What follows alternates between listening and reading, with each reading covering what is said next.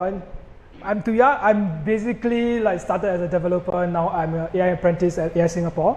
So if you haven't heard about AI Singapore, it's actually a national government initiative to like train you guys to do how to do like AI technologies and like machine learning and deep learning sort of things. So if you haven't heard of it, you can check it out. Just type AI apprentice program and you will find it. It's a 9-month full-time program. They pay you to learn stuff, so it's cool. So this is me. I'm currently apprentice at AI Singapore. One of the side things that I do, I also event manager in Geeks Hacking. Geeks Hacking actually is like tech community. We sort of like embrace tech, like innovation sort of thing. If you are a junior developer that want to learn new stuff, you can check out our like events. We also have free events to train you on like mobile development, web development, all sort of stuff.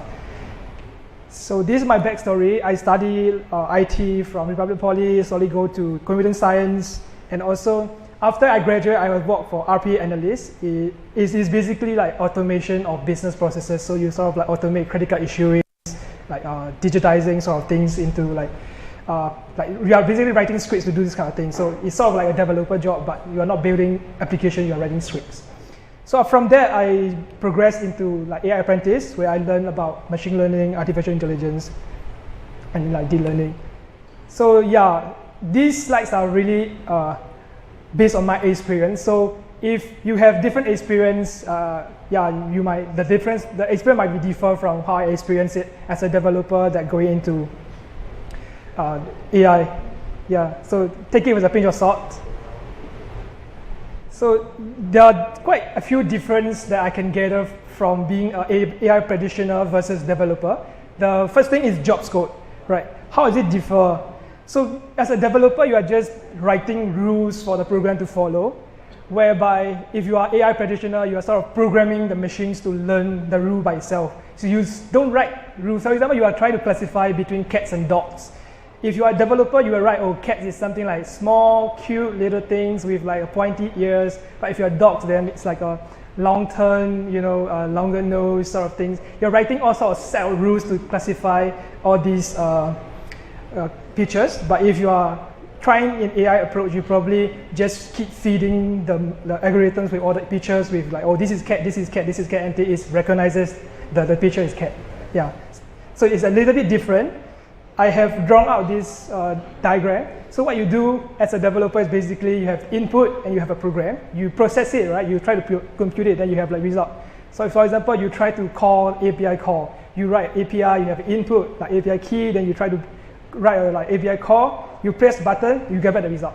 That's like developer. But for AI, right, you have input and you have the output. You don't know what to write in the middle. Like how do you come from this input to output? So you just feed the entire thing, the input and output into the computation, which is like the program. Then the algorithm will generate the program for you. So you don't have to write like specific rule what to do and what not to do. Then the thought process. The next thing is thought process. If you are a developer, you probably think about apps. Let's say you want to do some project, right? They will say, oh, what do you want to do? Are you going to do web app, mobile app? Are you going to build on like Kotlin, Android, C#, C++? But as an AI apprentice or the AI practitioner, you have to think about the data. Like what kind of data you have. You cannot just build like very good machine learning model if you don't have any data at all. So you need to have like input and the output to get the process, the program by itself. So you need a lot of data. Like maybe you are trying to classify whether is it dog or cat. So maybe try to identify like credit card fraud by using a lot of transactions. Or maybe try to get like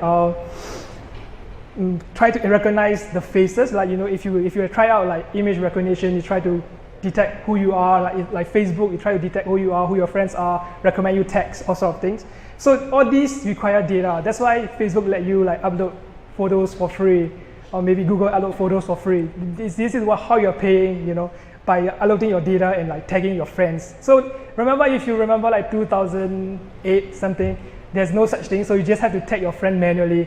Like you will go to your face and tag them, right? It's basically you're training their model. So once they get it, now they are using it to like recommend you. Oh, is it your friend? Is it your friend? Yeah. So it's you that train their model and you are working for them like, intentionally. As a programming skills, right? Like we are developers, so you need to have a lot. You need to like in-depth sort of thing. you need to learn like Python, C++, C. We've been learning a lot. I've been from IT all the way to computer science. I learn programming every day, do coding. So I have to learn in the like multi-threading, synchronizing, ABI call, asynchronous, so many things, right? But if you are AI apprentice, your focus is a bit different. So you won't be learning in depth into how to program things because it will be automatically programmed, right? So you will be learning more towards understanding the context, which is like math, like the formula, how you're going to interpolate from like the input to output. Like you have this sort of data, right? For example, you are trying to predict HDB housing price in 10 years time. So you have to know what kind of input that you can put in, then what kind of output you're expecting. Then you try to come up with like math formula behind it to understand it. And if you don't have math background, right, you sort of can't relate what's happening with the data and how the program is going to give you this kind of result. So you don't need very in-depth like programming skills.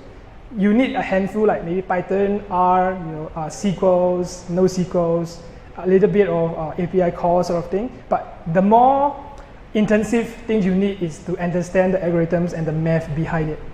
So the next one is math, like how deep you have to go, right? So as a developer, you don't really need to do a lot of math, maybe like Boolean algebra for some operations. But as an apprentice or AI programmer, right, you have to do like statistics, probability, even like integrations, differentiation, all sorts of things have to be important. You have to be familiar with all the symbols that they write, all the Greek letter. Like when I see it, I just want to throw the paper away. That kind of level of math. So yeah, if you understand it, like when you get into it, right, you understand it. You read as like a code. Like when you try to read, for example, you try to read nested function, right? It is the same. Like if you understand it, you can read the codes. Also, it's not the same, just a different domains expertise. So yeah. As a data thing, like if you are a developer, your project manager or your clients will just give you like, oh, just use this data, like a dummy data, right? Maybe phone number 1, 2, 3, 4, 5, 6. Then you just use that to try to program, this input is valid or not. Try to use regex to like validate 5 number, 6 number, run alphabetical order, right? So you don't really need like real life data to produce something which is doable, like can go to live sort of programs. But if you are doing AI application, you really need a real life data because what you need is input and output, right? It has to be real to get a real program that can do execution. So if you don't have a real life data, too bad, your AI program will just predict wrong stuff all the time. Oh, then this is like one of the main things that a lot of people are talking about is reproducibility. What it means basically is try to reproduce whatever you have done, right? As a developer, let's say you have developed a mobile app, maybe 3 buttons in it, like 1 input. How often you can like try to reproduce that? You can always reproduce 3 buttons with 1 input, right? All the time. You don't really need any specifications or any like data format or anything. But for AI applications, the requirements of the data, like how many columns do you have? How many rows do you have? Like what are the data? When it was taken? All sorts of things are very important for the programs to like predict accurately. So the tolerance of like having a wrong data, right, is very low for AI applications. So the data is like the key things that you have to be careful of. So if your data is dirty, doesn't make any sense, your AI doesn't make any sense as well. So for the accuracy, as a developer, you have to be really like 100% sure that your buttons will work, right? Let's say you have programmed e-commerce website, your checkout button, right? You cannot say like my checkout button works 80% of the time. Your boss probably will fire you, right, for saying that. So your checkout buttons, all sort of like login buttons, have to work 100% of the time, right? But for AI applications, the accuracy doesn't really not really strict. Have to be comfort level for the business to make decisions. So you can say like, I think HDB price will highly go up by 2% in the future. And no one knows what's in the future. So they're like, okay, I think based on these sort of formulas, I think it's okay. Yeah, we accept it that 82%, good. Yeah. So this kind of comfort level that you can play around. So you can't really get 100% accurate models, just to be clear. So anything above like 85, that's quite doable already. So yeah, the most like $1 million questions: why AI replace developer? Well, what do you guys think? Yeah, I think it's probably not. A lot of people that if you read about it, right, there's like, I don't know, 200 like articles talking about it.